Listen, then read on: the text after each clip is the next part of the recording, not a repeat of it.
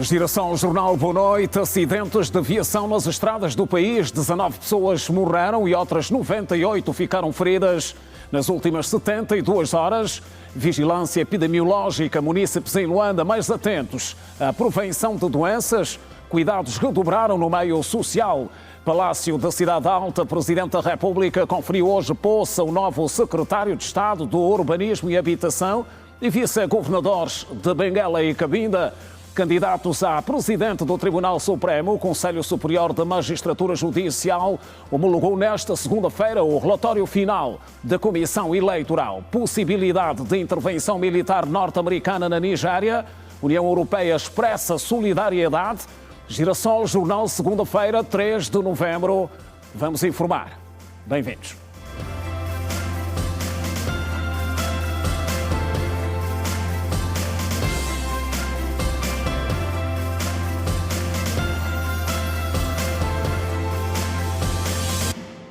Outra vez, boa noite. Munícipes em Luanda continuam vigilantes e atentos à prevenção de doenças como a cólera, depois do surto que assolou o país. Na ronda efetuada nesta segunda-feira, a Girassol constatou que o nível de vigilância no meio social aumentou consideravelmente.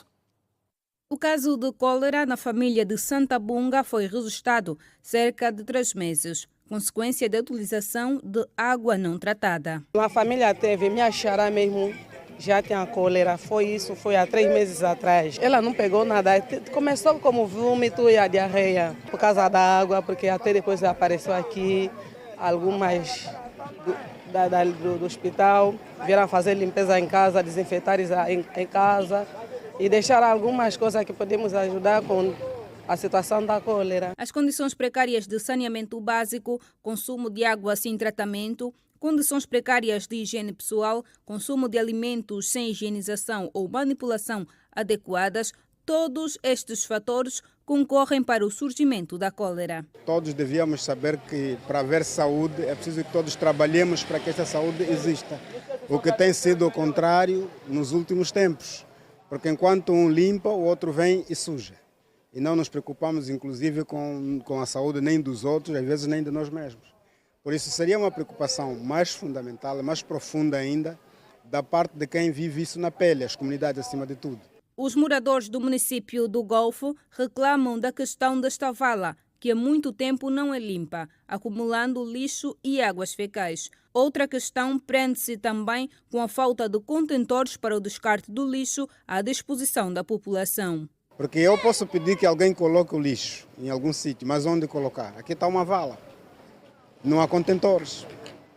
Daqui deste troço até lá nos Correios, praticamente vamos encontrar 2 ou 3 contentores. Para esta comunidade, um elevado número de população aqui é difícil, desculpa, termos higiene, usando a higiene pessoal no contentor ou pública no contentor, porque não temos. Então era obrigação de quem é de direito colocar contentores aqui na área para que pudéssemos cobrar, porque esta é a verdade. Para que eu cobre, tem que semear. Uma vez que também não temos contentor, se calhar é a razão pela qual que as pessoas usam as valas como um lugar de descarte do lixo. Do lixo mesmo é um caso sério. E esse lixo assim, só sai daqui quando cai uma boa chuva.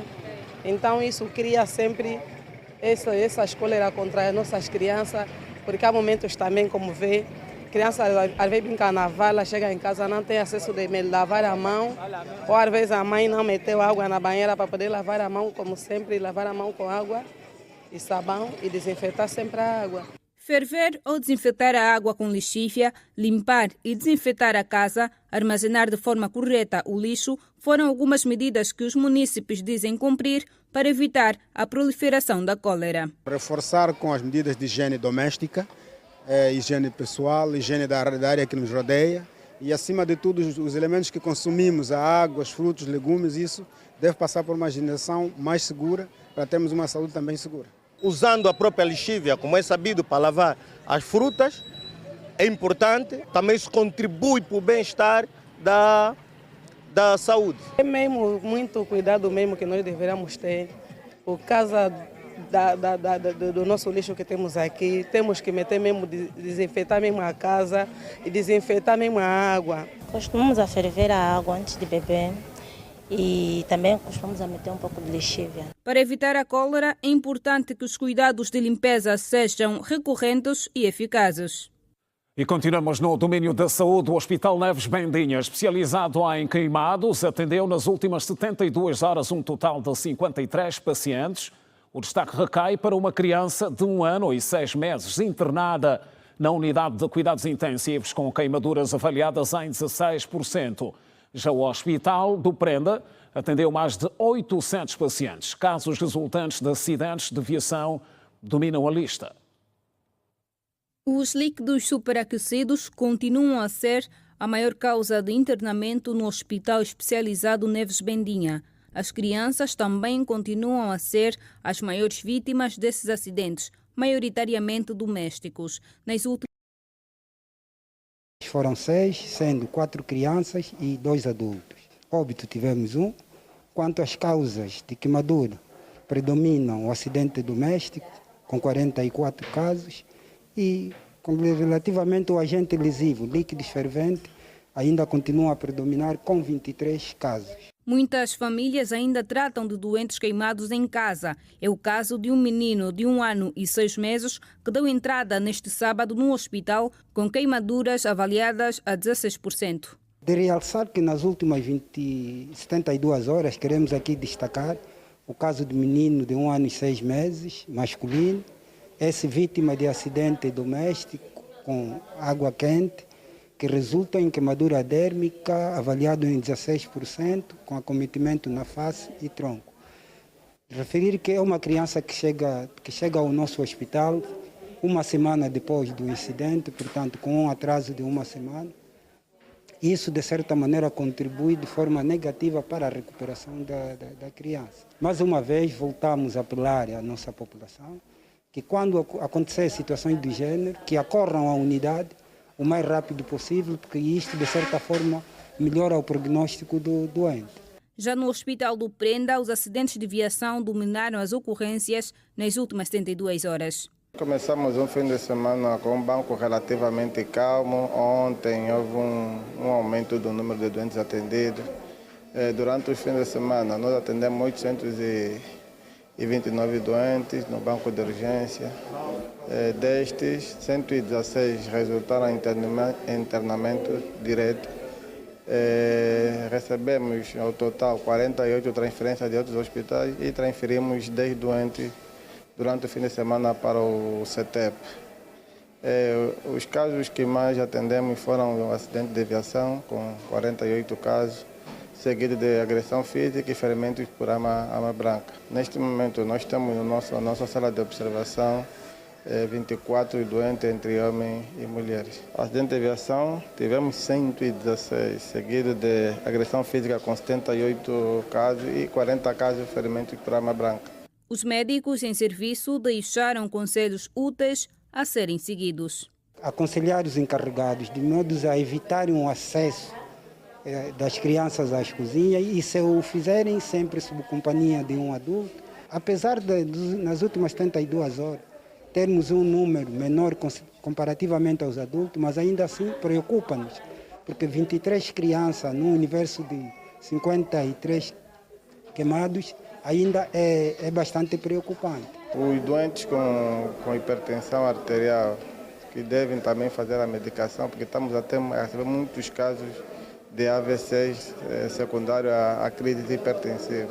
A maioria dos casos que resultaram em internamento, para além do sinistrado, é mesmo os acidentes vasculares cerebrais.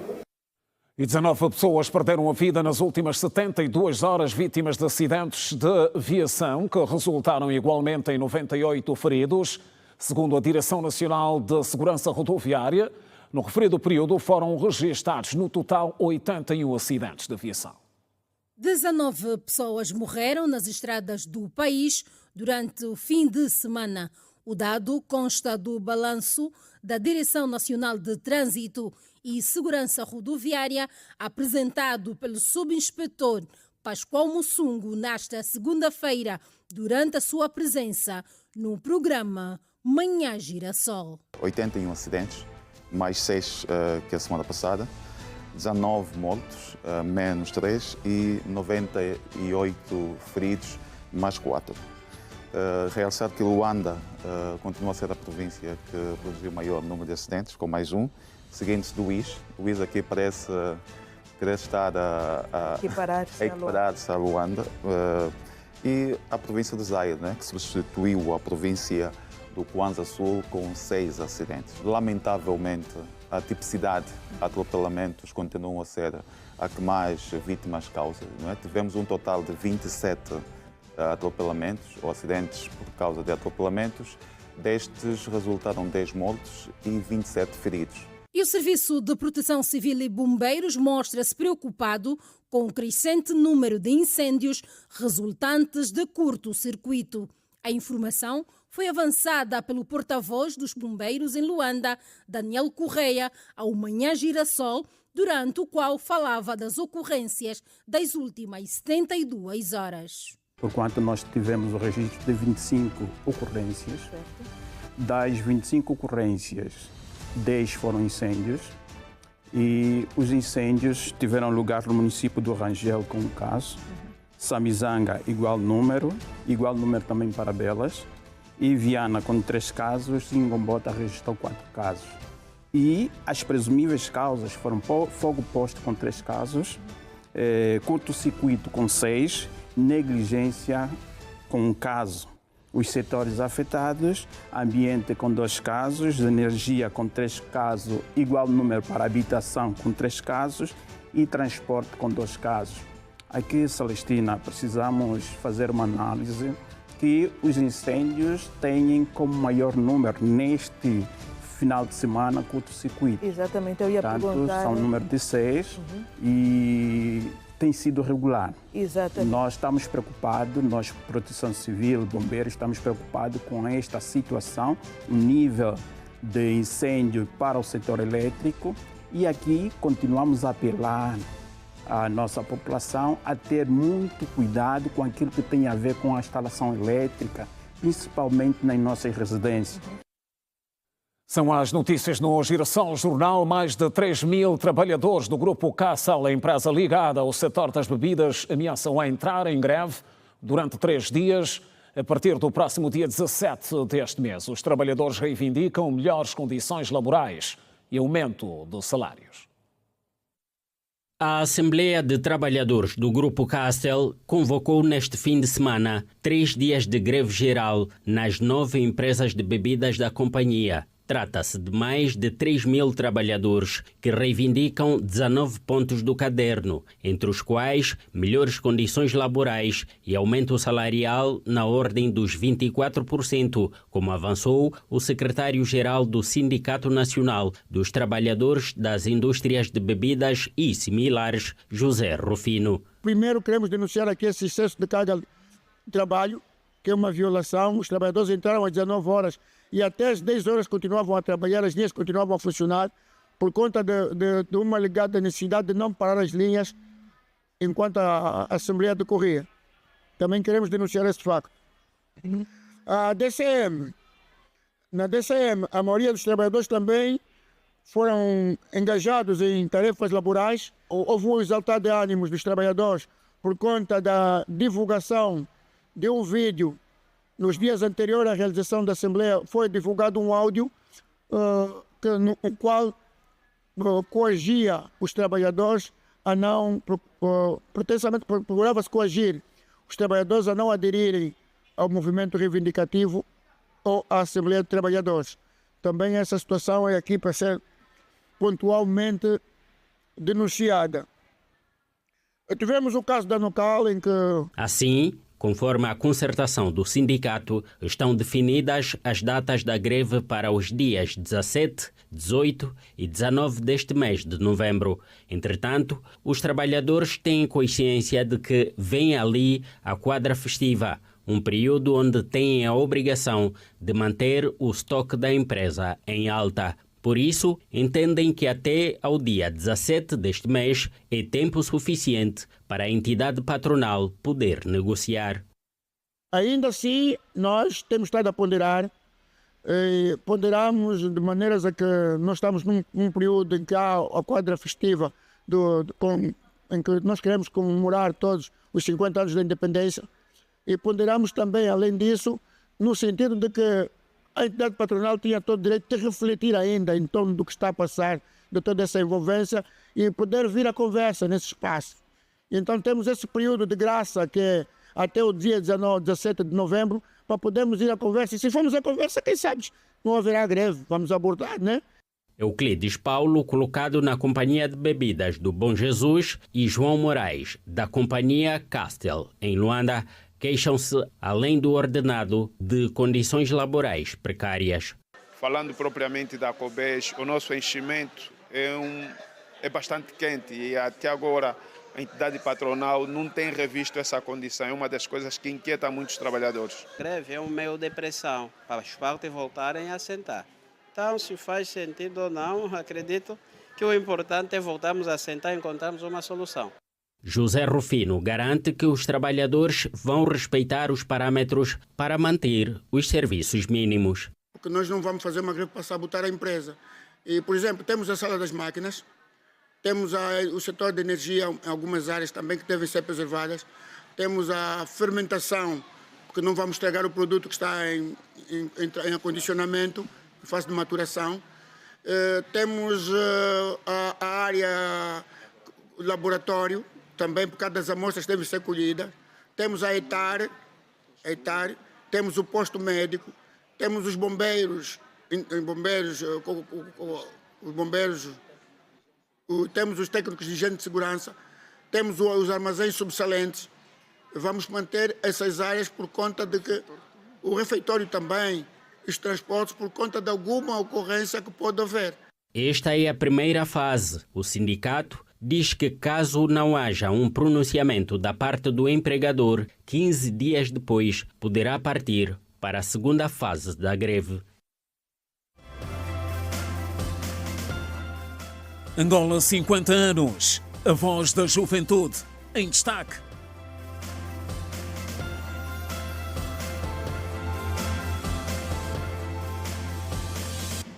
E mais à frente, o Presidente da República, João Lourenço, conferiu nesta segunda-feira posse ao novo Secretário de Estado das Obras Públicas, Urbanismo e Habitação, Conceição Luís Cristóvão.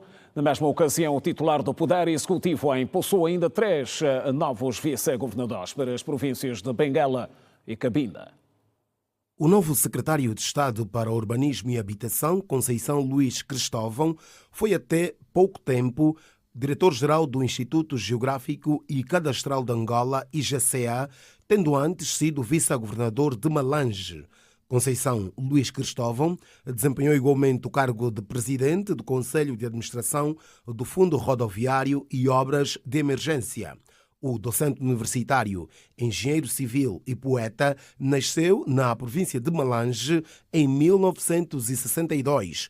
Conceição Luís Cristóvão sabe dos desafios que tem pela frente, por isso prometeu em juramento cumprir rigorosamente as orientações da Constituição da República de Angola. Conceição Luís Cristóvão, juro por minha honra ser fiel à pátria angolana, cooperar na realização dos fins superiores do Estado, defender os princípios fundamentais da ordem estabelecida na Constituição, respeitar e fazer respeitar as leis e realizar com zelo e dedicação as funções para as quais fui nomeado. Na mesma cerimónia, o Presidente da República conferiu posse a José Cumbo, que vai ocupar o cargo de vice-governador de Cabinda para o setor político e social, Francisco Chimbavo, que é agora vice-governador de Cabinda para o setor econômico, e ainda Américo Chisassa, nomeado para exercer o cargo de vice-governador da província de Benguela para os serviços técnicos e infraestruturas. Aos 4, o chefe de Estado recomendou trabalho árduo e desejou êxitos no exercício das novas funções. Tudo quanto eu tenho a dizer é desejar muitos sucessos aos empossados, muitos sucessos no desempenho das funções que passam a assumir a partir de agora, tanto funções de secretário de Estado e de vice-governadores. Presidente da República, João Lourenço, quando empossava o novo secretário de Estado para Urbanismo e Habitação e 3 novos vice-governadores, sendo 2 para Cabinda e 1 para Benguela. O Presidente da República, João Lourenço, felicitou hoje a sua homóloga Samia Hassan, Presidente da República Unida da Tanzânia, reeleita no passado dia 29 de outubro. Na mensagem, o chefe de Estado angolano diz que os resultados obtidos pela homóloga nas eleições são a confirmação de que o povo tanzaniano aprova os esforços de governação desenvolvidos por si, visando a consolidação das condições necessárias ao desenvolvimento da Tanzânia, onde a concórdia entre as forças vivas daquela nação se impõe como um fator de exemplaridade fundamental para que a República da Tanzânia faça o seu caminho em direção ao progresso num clima de estabilidade. O presidente João Lourenço diz ter a convicção de que os dois deverão continuar a trabalhar de forma conjunta para manter o diálogo construtivo estabelecido historicamente entre os dois governos, quer a nível bilateral como no plano da SADC, certo de que as relações de amizade e de cooperação entre Angola e a Tanzânia se vão estreitar progressivamente em benefício do bem-estar e da prosperidade dos dois povos. O plenário do Conselho Superior da Magistratura Judicial homologou nesta segunda-feira o relatório final da Comissão Eleitoral relativo à eleição dos candidatos ao cargo de Presidente do Tribunal Supremo. Com a homologação concluída, os 3 nomes mais votados serão agora submetidos ao Presidente da República, que deverá nomear o novo Presidente do Tribunal Supremo.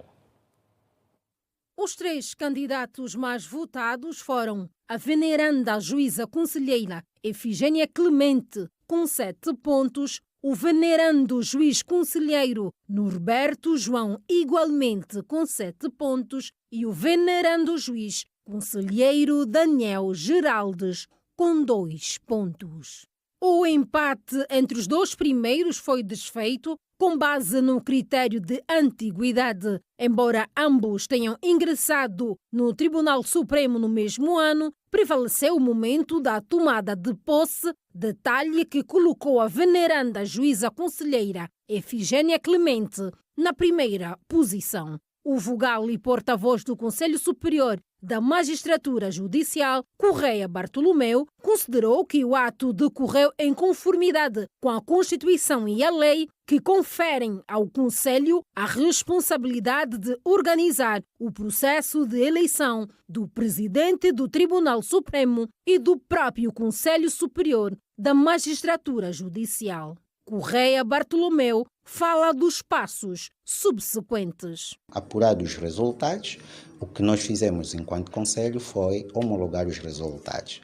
Os 3 nomes mais votados vão agora seguir para a Sua Excelência o Presidente da República, que nos termos da Constituição, os artigos 119 e 180, estabelece que é da competência do Presidente da República, enquanto chefe de Estado, de designar para efeitos de nomeação, dentre os 3 candidatos mais votados, aquele que o Presidente entender por conveniente designá-lo para Presidente do Tribunal Supremo e, naturalmente, do Conselho Superior da Magistratura Judicial. Neste momento, a veneranda Presidente, doutora Efigênia, vai lavrar o ofício a endereçar a Sua Excelência o Presidente, indicando os 3 candidatos mais votados para que o Presidente da República possa, então, dentre os 3, designar um e nomeá-lo para juiz-presidente do Tribunal Supremo. Do lado do Conselho Superior da Magistratura Judicial, os atos consubstanciados à eleição e à designação estão concluídos. Agora, a questão da data que o Presidente, ou o horizonte temporal que o Presidente da República deverá proferir o despacho neste sentido, isso é um ato discricionário do Presidente da República e não podemos efetivamente perspectivar, mas cremos que, pela natureza do ato, acreditamos que a curto prazo, Sua Excelência o Presidente da República irá nomear o Presidente do Tribunal Supremo e do Conselho Superior da Magistratura Judicial. 6 finalistas do concurso académico sobre os 50 anos de constitucionalismo angolano, promovido pelo Tribunal Constitucional, vão defender os trabalhos com prova pública oral e presencial a 21 de novembro deste ano. O ato terá lugar no Palácio da Justiça. Na mesma ocasião, serão escolhidos os 3 primeiros classificados. Segundo um comunicado do Tribunal Constitucional, dentre 28 trabalhos académicos recebidos, foram selecionados os trabalhos dos candidatos Rui Jorge da Costa, da Universidade Agostinho Neto, em Luanda, Kleino do Carmo Mendes, do Instituto Superior Politécnico Católico do Ambo, Abinel Catarino José, da Universidade Agostinho Neto, Luanda, Analides Silva Pedro, da Universidade Agostinho Neto, em Luanda, Eusílio da Costa, do Instituto Superior de Ciências Sociais e Relações Internacionais de Luanda, e António Fátima da Costa, da Universidade Agostinho Neto, em Luanda. Os trabalhos dos estudantes apurados foram analisados pelo corpo de júri, composto por Carlos Buriti da Silva, que é o coordenador, Júlia Ferreira, Diogo Agostinho, Valdemar Chimbua, Manuel Camati, Adelésio Agostinho e Hermínio Rodrigues. O concurso visa estimular a investigação científica no domínio do direito constitucional e reforçar a relação entre o saber jurídico académico e a jurisdição constitucional. O regulamento do referido concurso, publicitado no site institucional do Tribunal Constitucional e no Jornal de Angola, estabeleceu que poderiam participar dele cidadãos com idades compreendidas entre os 20 e 25 anos, inscritos nas faculdades de Direito de universidades sediadas no território nacional, com pelo menos o 3º ano de frequência concluído. A cerimónia de premiação dos 3 classificados vai acontecer a 16 de dezembro deste ano. E continuamos a olhar para este assunto para entender como foi o processo de seleção dos 6 finalistas. Está connosco o porta-voz do concurso académico sobre constitucionalismo angolano, o Dr. Adelésio Agostinho. Boa noite, bem-vindo ao Geração Jornal. Muito boa noite, Simão. Muito boa noite, telespectadores. Estamos a falar de um concurso que envolveu cerca de 28 trabalhos. Como é que foi este processo de seleção para 6 finalistas? Portanto, tenho a sublinhar que esse concurso tem como iniciativa relacionar a academia com a justiça constitucional e também promover a investigação por parte dos estudantes.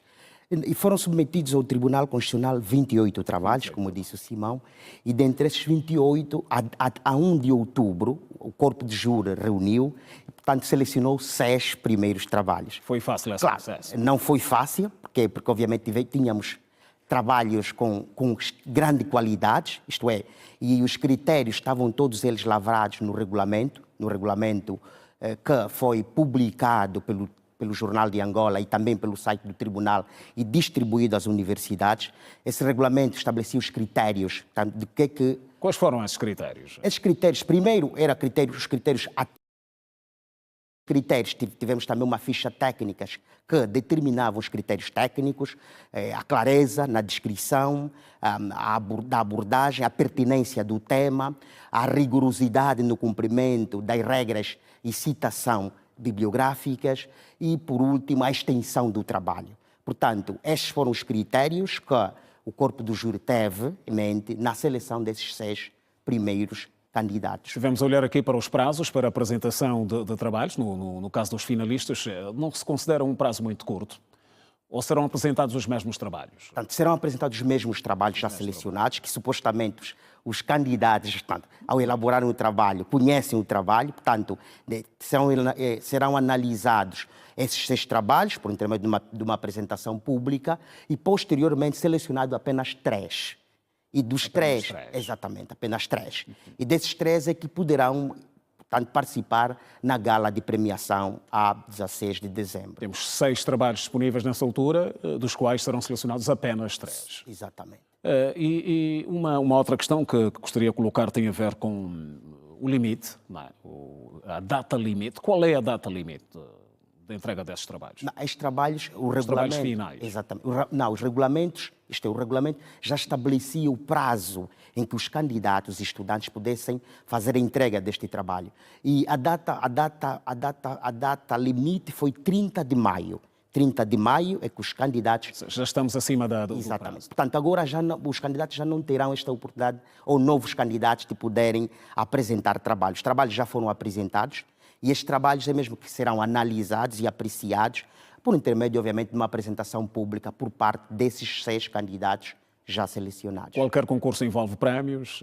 Exatamente. Qual será o incentivo para estes finalistas? Portanto, o Tribunal Constitucional poderá premiar aos 3 primeiro classificados. O primeiro terá um valor. Portanto, o dinheiro não é importante aqui, é preciso sublinhar. A questão não é do dinheiro, mas é outros incentivos que advêm além do dinheiro. Portanto, nós daremos ao primeiro classificado 1 milhão de kwanzas, o segundo 800 mil kwanzas e o terceiro 600 mil kwanzas.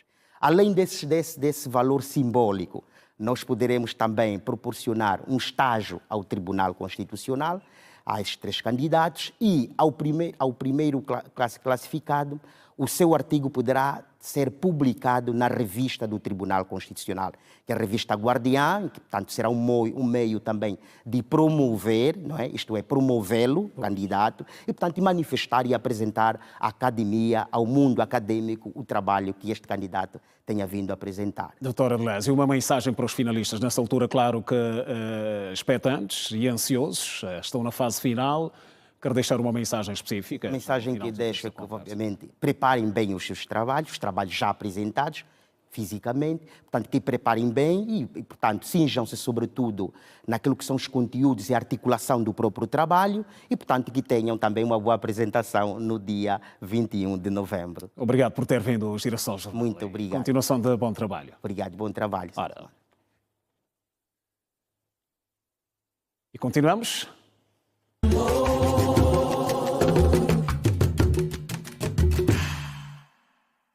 50 anos na ordem da atualidade. Dentro de poucos dias o país assinala mais um aniversário da sua independência e são 50 anos, como já fizemos referência. Nesta edição trazemos a voz da juventude, ouvida em vários pontos de Luanda, sobre a importante data e a história da caminhada percorrida até aqui.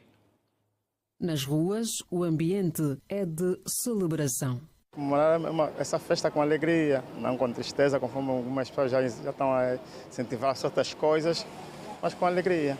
Mas também de consciência sobre os desafios que o país ainda enfrenta. Atualmente as famílias também devem contribuir, não é, passando instruções e informações educativas para nós mantermos, ou seja, continuamos com este legado aqui 11 de novembro. Para muitos, a data vai além de um simples feriado. Representa a conquista da liberdade e o esforço de gerações que lutaram para um país soberano. Os jovens devem valorizar bastante esta data pelo lado positivo, porque não se faz sociedade, não se faz cidadania sem independência. Né? Foi por causa desse grande marco histórico obtido pelos nossos antepassados que hoje nós conseguimos ver infraestruturas bonitas, conseguimos ver,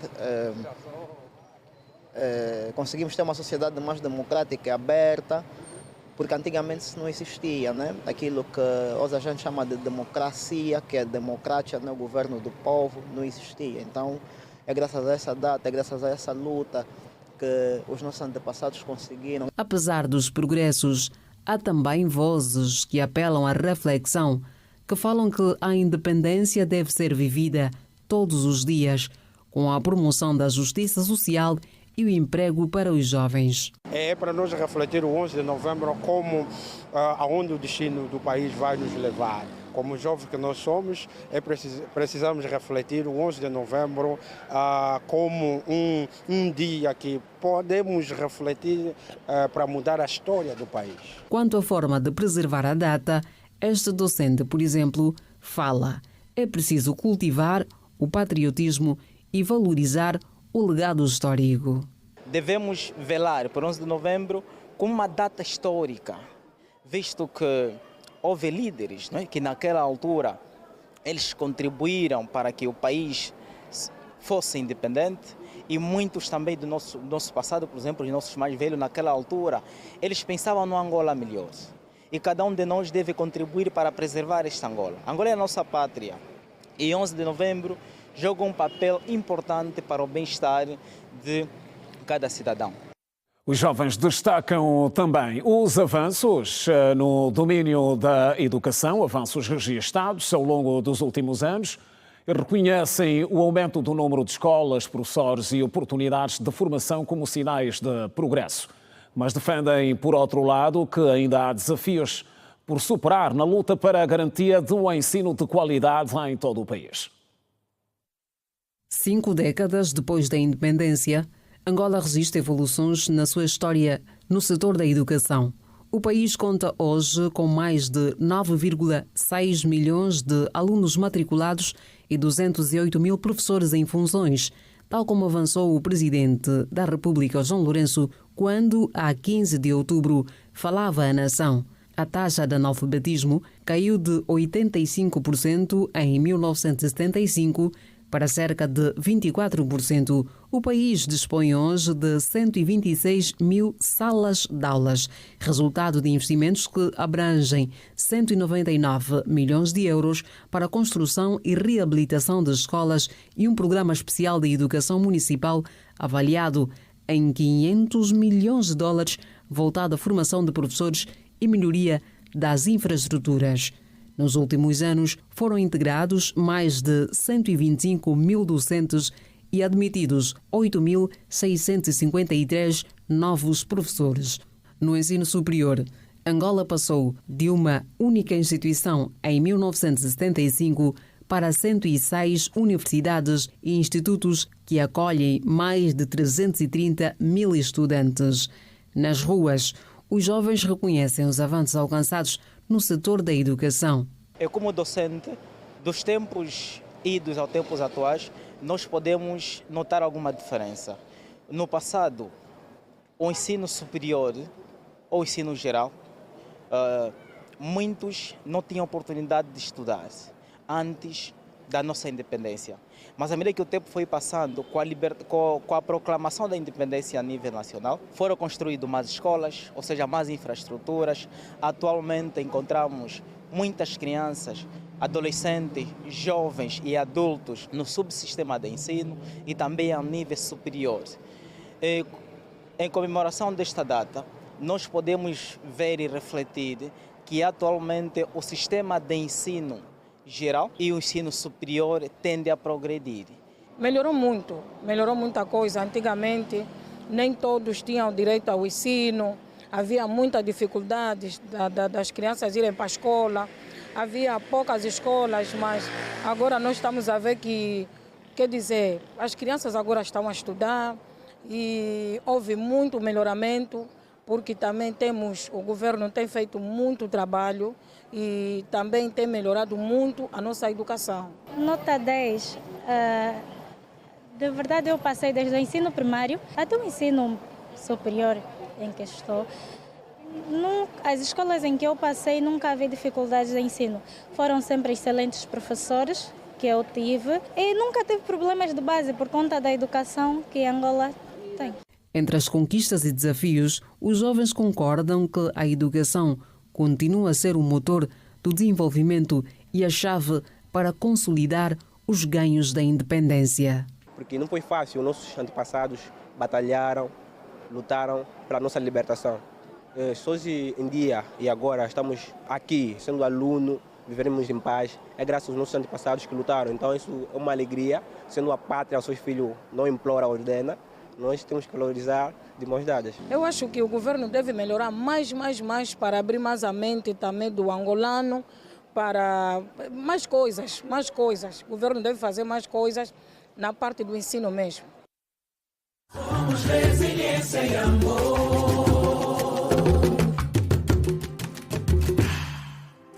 É o melhor da informação no Girassol Jornal. Contamos consigo no próximo bloco. Não saia daí. Até já.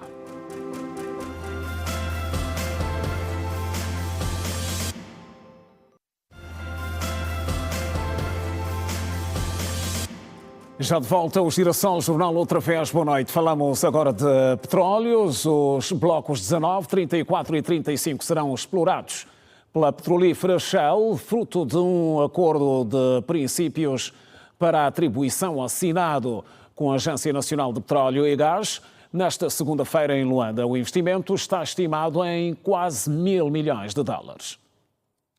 São, no total, 17 blocos de produção petrolífera atribuídos à Shell para exploração.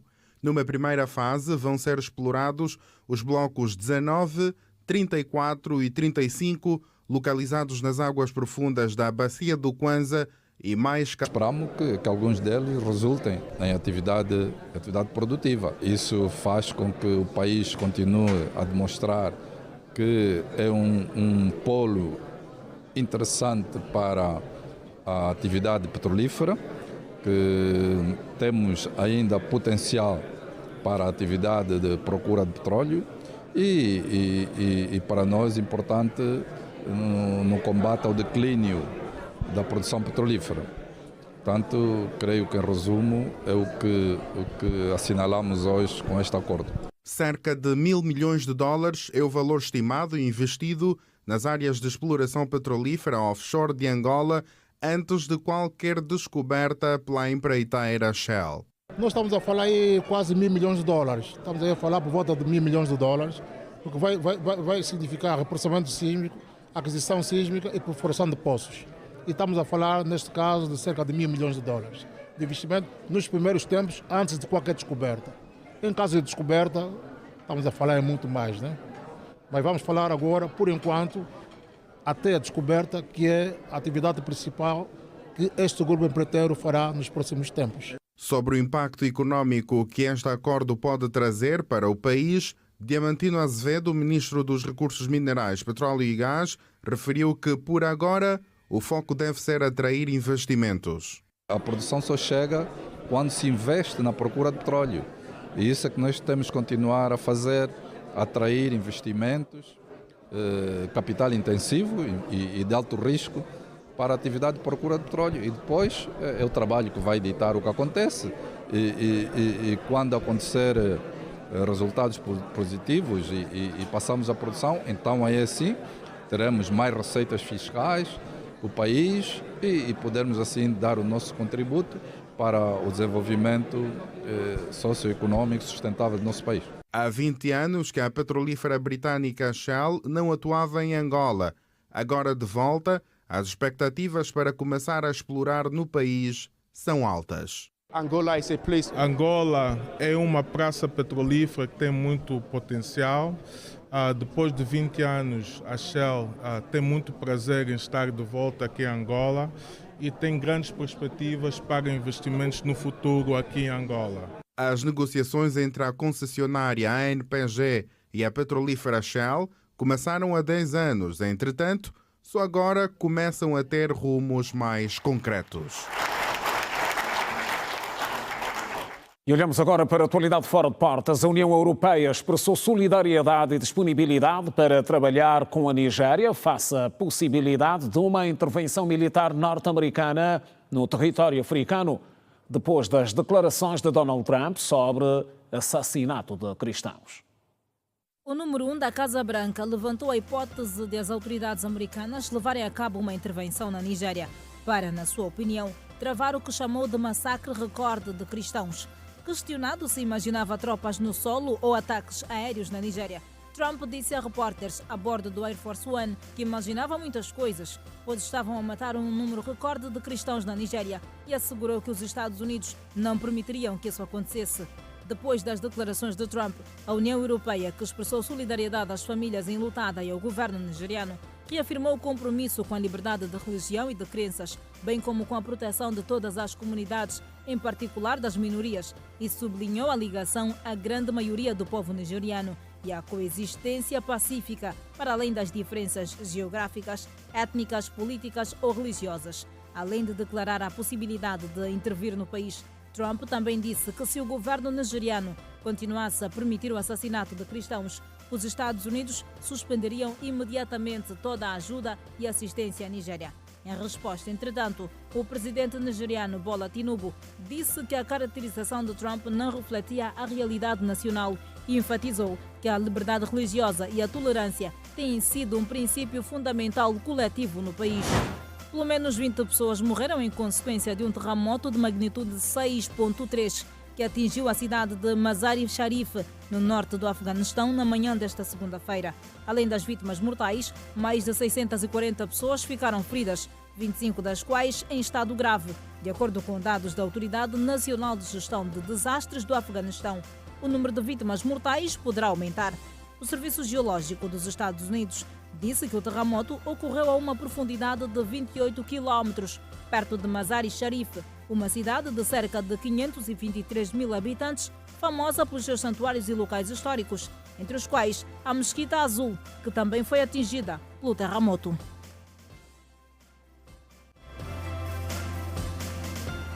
Veteranos da Pátria e empreendedorismo. Capacitação em destaque.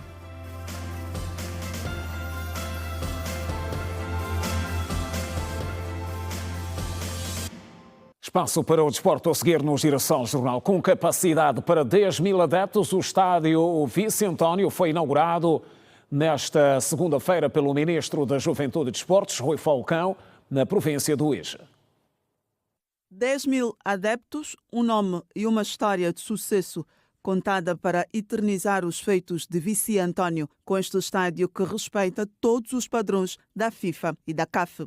A infraestrutura moderna está preparada para receber não só a prática de futebol, mas também outras modalidades como atletismo, o lançamento de dardos, salto em altura e muito mais. Depois do corte da fita e o primeiro toque na bola de forma oficial no Estádio Nacional Vici António, o Ministro da Juventude e Desportos, Rui Falcão, apelou à participação de entidades privadas na promoção do desporto nacional. É um sonho dos habitantes do Uíge, felizmente concretizamos hoje.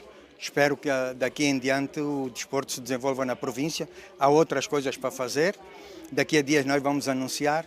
Portanto, espero que o Uíge dê um salto qualitativo nos próximos anos. O primeiro apelo é na conservação. As pessoas têm que respeitar o espaço, têm que saber utilizá-lo, no sentido de prolongar a sua qualidade, porque senão entramos num processo de degradação e é disso que nós queremos fugir, por isso mesmo vamos entregar a uma gestão privada. O governador provincial do Uíge, José Carvalho da Rocha, sublinhou que a inauguração do Estádio Nacional Vici António vai servir como motor para galvanizar mais ainda a prática do desporto na terra do Bago Vermelho. O que nós queremos é ter condições para que a nossa juventude possa praticar desporto, né? E com ele podemos desenvolver essa região do nosso país, né? Que temos tudo para fazer.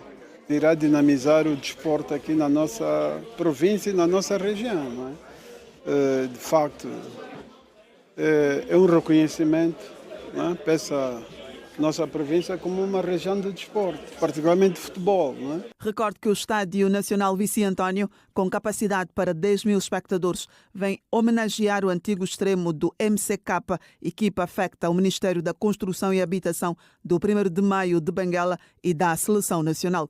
Vici António, 2 vezes campeão nacional ao serviço do Maio de Benguela, conquistou pela mesma agremiação uma Taça de Angola e uma Supertaça de Angola, assim como também é autor do primeiro hat-trick da história do Girabola Independente.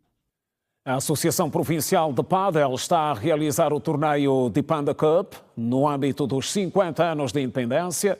Atletas de várias nacionalidades competem na Premier Padel Cup.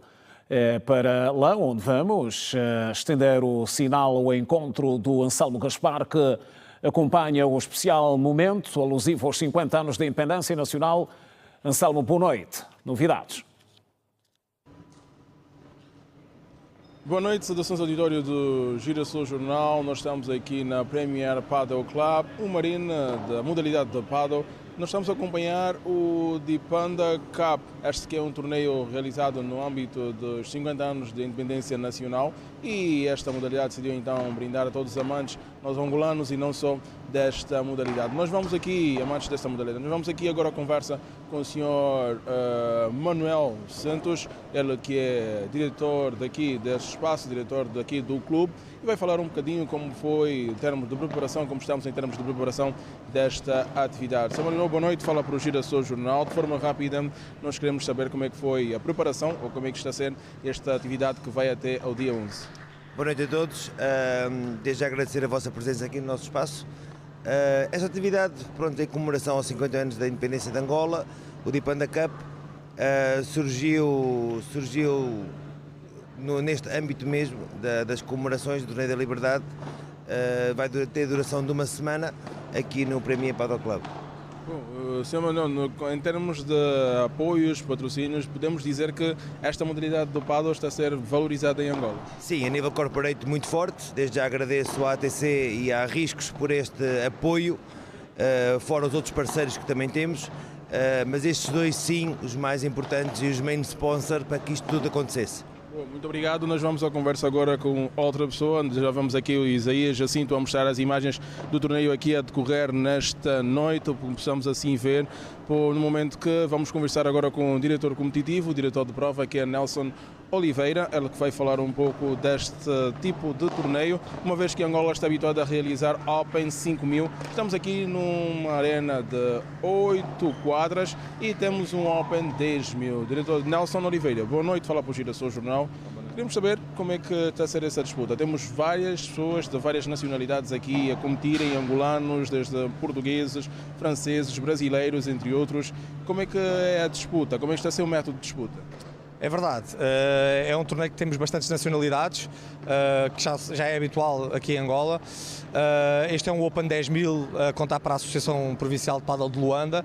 É o primeiro torneio a fazer-se nesta categoria. O torneio 10.000 é um torneio que obriga aqui a dar mais pontos aos vencedores e a todos os participantes, aliás, para o ranking.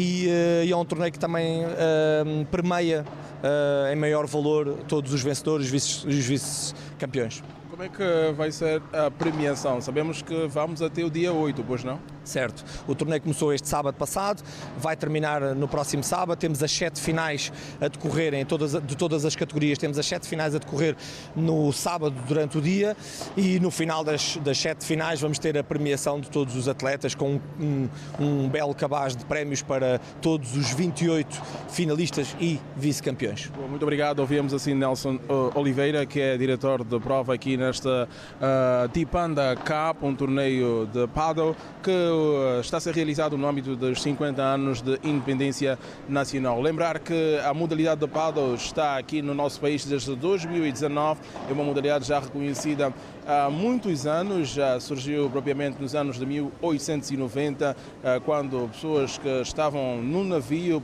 queriam se divertir de forma normal. E também deixo aqui destacar a forma como pontuar. Muita gente não conhece esta modalidade. Quando uma pessoa dá a primeira tacada, se a bola bater 2 vezes do outro lado no chão, o ponto vem para quem deu a tacada. Então, este é um método de pontuar aqui no paddle. E lembrar também que uma modalidade que já está a ser reconhecida, muito reconhecida a nível internacional, e os maiores campeões ou as seleções em destaque são as seleções da Argentina e também da Espanha. Bom, o apontamento que podemos fazer aqui nesta noite na Premier Arena Club, aqui a acompanhar o torneio de paddle da Dipanda, e as imagens são do Isaías Jacinto. Anselmo Gaspar esteve a cargo da reportagem. Boa noite, continuação de um ótimo noticiário. Boa noite, Anselmo Gaspar. E o essencial sobre o Dipanda Cup é alusivo aos 50 anos de independência nacional. Mais um curto intervalo no Girassol Jornal. Volte connosco, até já.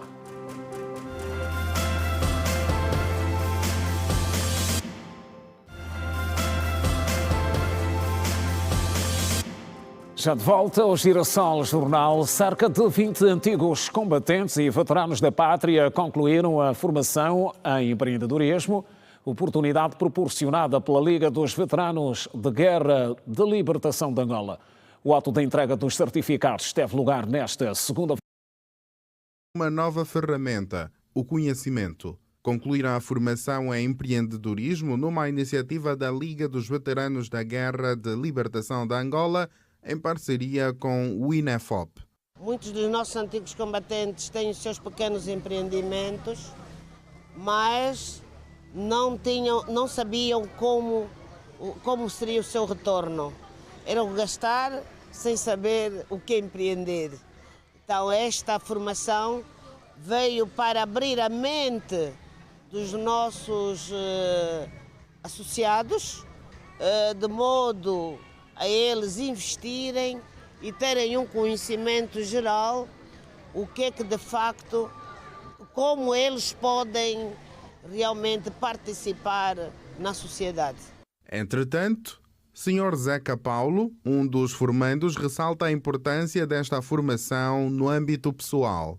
Soubemos que nós, os antigos combatentes e membros desta Livega, somos aquelas pessoas que passamos a nossa juventude na defesa da pátria ameaçada durante muitos anos e então não tivemos a oportunidade para a formação. Muitos de nós conseguiu, mas outros não. Então, esta formação dá-nos uma oportunidade, uma ferramenta para que nós possamos encontrar alguns negócios, não é? E ajudar na alimentação familiar, ou melhor, na economia familiar. Dona Maria é antiga combatente. Entrevistada, disse ter aprendido planos de negócios que acredita serem eficazes para o seu crescimento. Com esta formação, aprendi como calcular o preço da matéria-prima, incluindo transportes e outras despesas, e, consequentemente, achar a margem de lucro. É a primeira vez que a Liga de Veteranos de Guerra da Libertação da Angola e o INEFOP formam um grupo de veteranos. Carlos Leitão, diretor do INEFOP no Morro da Luz, que falava em nome da instituição, não escondeu a satisfação. Parecia que não estavam interessados, mas no decorrer da formação eles mostraram interesse e aprenderam bastante neste ciclo formativo. Sendo eles mais velhos, eles carregam com si muita experiência de vida e muita sabedoria, e com eles aprendi muita coisa. Este é apenas o início. A Liga quer levar esta formação a todas as províncias, fazendo jus ao nome. Uma guerra agora travada com ferramentas de conhecimento e inclusão produtiva. Todavia, por agora, promete continuar, incluindo os filhos dos antigos combatentes. Esta formação fez 8 dias. É uma formação de superação, uma vez que os nossos mais velhos já têm acima de 70 anos. Os nossos descendentes irão perseguir, porque é uma formação de duração de 15 dias, que a INEFOP dá, que é uma formação acelerada, mas que se tira bom proveito dela. A província de Cabinda conta com a primeira escola de hotelaria e turismo de Angola, certificada pelo Turismo de Portugal e licenciada pelo INEFOP. A cerimónia de inauguração foi prestigiada pelo Ministro do Turismo, Márcio Daniel, e contou com a presença da Governadora Provincial Susana Abreu, do Secretário de Estado do Turismo, Comércio e Serviços de Portugal, Pedro Machado, e do Presidente do Turismo de Portugal, Carlos Abate. Situada no município de Liambo, a primeira escola de hotelaria e turismo de Cabinda tem a capacidade para albergar até 240 alunos por ciclo formativo. Durante a cerimônia de inauguração, a governadora de Cabinda, Susana de Abreu, elogiou o esforço do Ministério do Turismo e dos parceiros na criação de novas oportunidades para os jovens da província. Agradecemos ao Sr. Ministro pelo esforço. Agradecemos a empresa, nossa parceira AL, pelo esforço. Agradecemos todos os nossos parceiros, representantes das associações aqui presentes, incluindo a Associação dos Hoteleiros da nossa província. É um ganho, é mais um entregável, é mais uma oportunidade para alargarmos a base de conhecimentos e assim alavancarmos o turismo na nossa província. A parte da formação é extremamente importante. Na ocasião, o secretário de Estado do Turismo, Comércio e Serviços de Portugal, Pedro Machado, reafirmou o compromisso de Portugal na formação de talentos angolanos e na dinamização de projetos turísticos em Cabinda. A senhora governadora recebe a primeira escola de hotelaria em Angola com o alto patrocínio e com o total empenho do Turismo de Portugal e do Governo de Portugal. Em primeiro lugar, queremos, com Vossa Excelência, com o Governo de Angola, com o Turismo de Portugal, reforçar os laços no que diz respeito à formação e à capacitação. Entendemos hoje que o talento é provavelmente dos melhores e maiores recursos que uma sociedade pode ter. E é esse talento que Vossa Excelência aqui está, no fundo, a exaltar e procurando, com a humilde prestação de Portugal, que é reconhecido nacional e internacionalmente como uma das melhores práticas daquilo que hoje se faz no mundo inteiro em matéria de turismo. O projeto resulta de uma parceria público-privada, responsável também pela gestão do Hotel Infutur de Cabinda. Os futuros beneficiários destacaram a importância da escola para o desenvolvimento local. Reconhecemos o esforço que tem sido feito pelo governo para capacitar cada vez mais. Contudo, vivemos uma grande dificuldade no que se diz respeito à mobilidade e estamos certos que ela faz parte da agenda do Ministério e ao que mesmo uma vez agradecemos. Aproveitamos o ensejo para elogiar o trabalho que o Sr. Ministro tem vindo a levar a cabo, pois nunca se falou tanto de turismo como nos últimos anos. Por isso, queremos incentivar o Sr. Ministro e toda a sua equipe a continuarem a trabalhar em prol do desenvolvimento desta grande indústria. A Escola de Hotelaria e Turismo de Cabinda representa um ponto de partida da Rede Nacional de Escolas de Hotelaria e Turismo, enquadrada no programa Capacita Turismo 2025-2027. E ainda em Cabinda, fiéis de diversas denominações religiosas participaram no pavilhão do Sporting em Cabinda. No culto ecuménico alusivo aos 50 anos de independência nacional, o ato contou com a presença da governadora provincial, que na ocasião destacou os esforços e sacrifícios dos soldados e todos os outros que deram a sua vida para a conquista da independência nacional.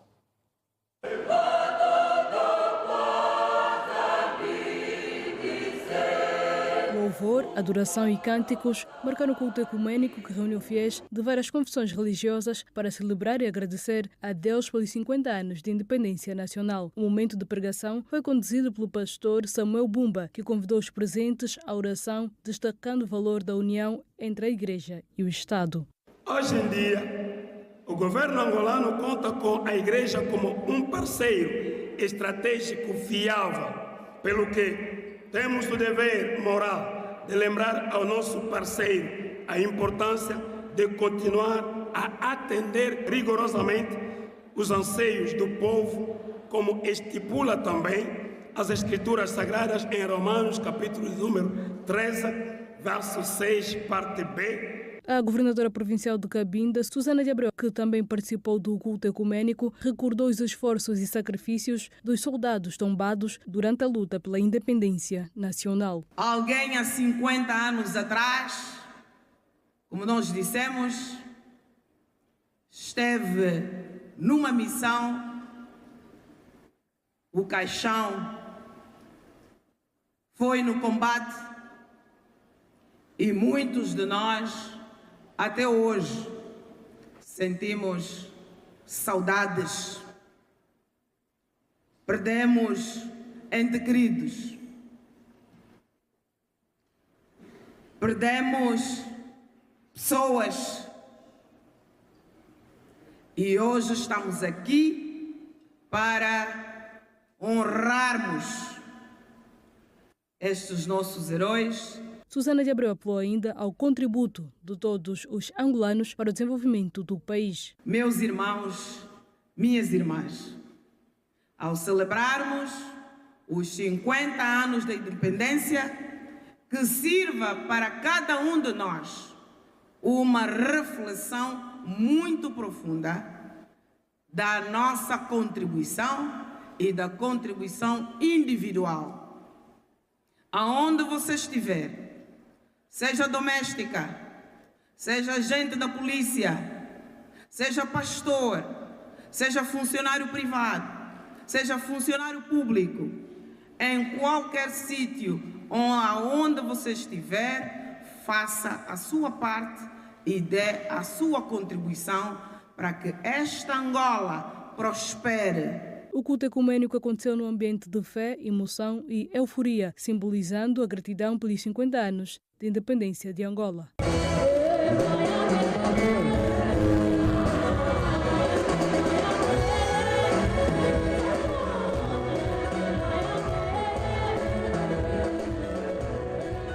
Ora, é o momento que marca o fim desta edição do Girassol Jornal. Referente a 3 de novembro de 2025, vem aí o Girassol Debate. Outro momento a não perder. Contamos consigo amanhã à mesma hora, às 19h45. Continuação de boa noite. Passe bem.